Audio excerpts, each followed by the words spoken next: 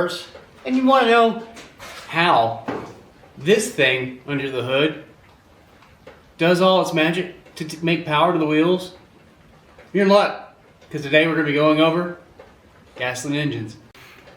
Like any young man, you learn at an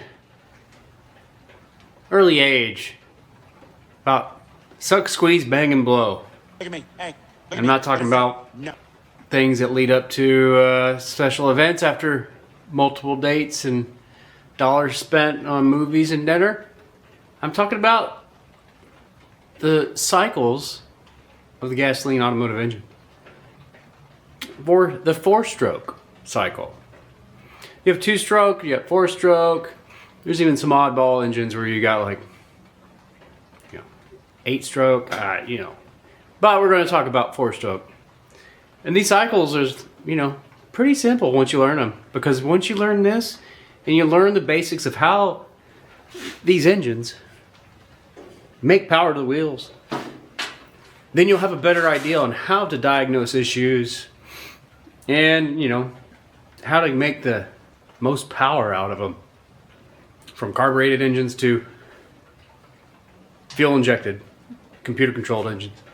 So let's go over each step of the 4-stroke cycle. Suck, squeeze, bang, blow, or intake, compression, combustion, exhaust. Now with any gasoline engine, you're gonna need a couple things. Air, plenty of that around here, right? You're gonna need fuel. What's in the fuel tank? You need spark. The spark plugs. You need compression. That's the squeezing of everything from the piston in the engine. And I think that's about it. Air, fuel, spark, compression. Yeah. So those all combined, you join forces to make Captain Planet. Your powers combined, I am Captain Planet. Captain Planet, he's our hero. No, I mean, you make an explosion in the cylinder that converts into mechanical from, chemical and, chemical energy to heat energy and all that, and it turns into mechanical energy, which is downward force of the piston to rotating the crankshaft, in effect creates torque. So you need a few things. And with those few things, it all has to happen in this magical symphony of perfect timing to ensure that everything happens at the just right amount of time so that you make power at the right time to rotate the crankshaft in time with all the other things that are happening with the other cylinders so that it spins. Because if you have the timing off on one or two of these cylinders, let's say, then it could cause a big heap of mess and damage, and it just wouldn't work right. So that's part of the why you hear a lot about people talking about timing on engines, advancing the timing, retarding the timing, making sure that it's in time, which we can go down that rabbit hole another day. But today we're just gonna go over the 4-stroke of this thing.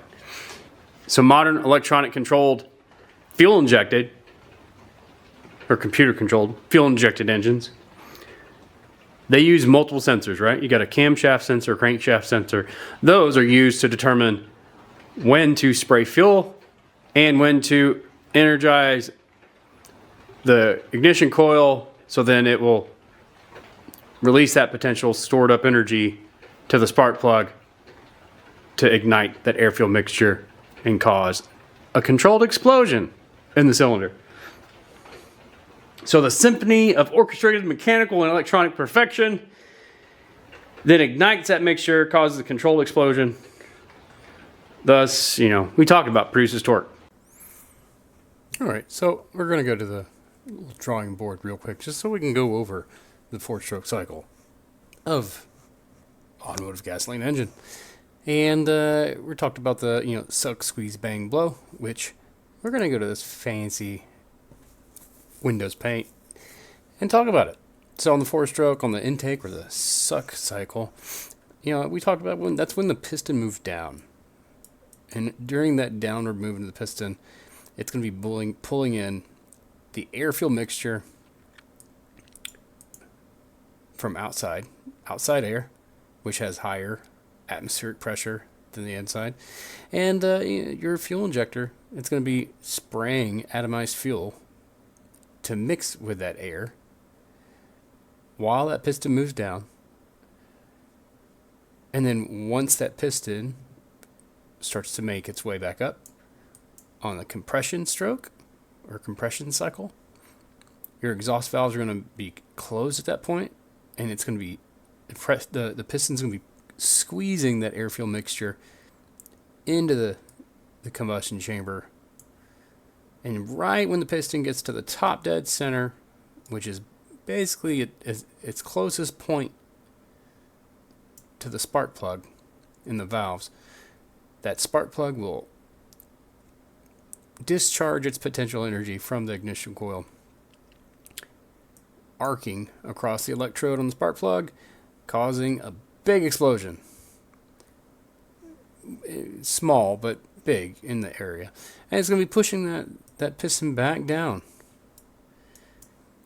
And that movement is rotating the crankshaft that we can see right here.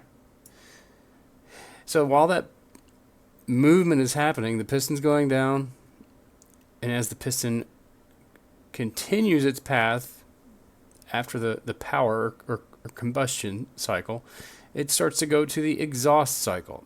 And during that is when your exhaust valve is open, your intake valve is closed, and that's when the piston moves up, and it pushes all that spent mixture, the burned up fuel, exhaust gases. It's going to push that out the exhaust. And it's going to go do all over again. So, real quick, one more time. Intake, downward moving the piston, pulling in the air fuel mixture with the intake valve open. Goes to the compression cycle or strokes, where that piston is going to squeeze the air fuel mixture with the valves closed, with the piston going up the top dead center.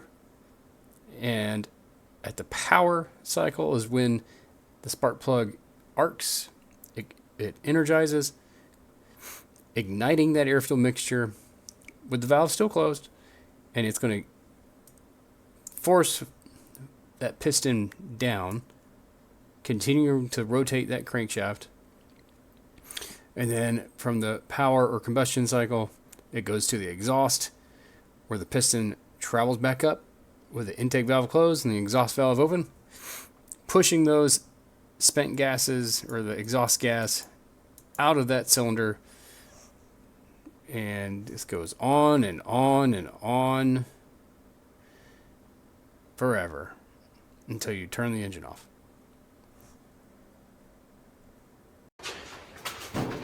And I wanted to do this really quick, simple, kind of high level, because we can get into the weeds all we want, but I want to let you, think about the things that we talk about and kind of get the things going in your brain. And let me tell you something.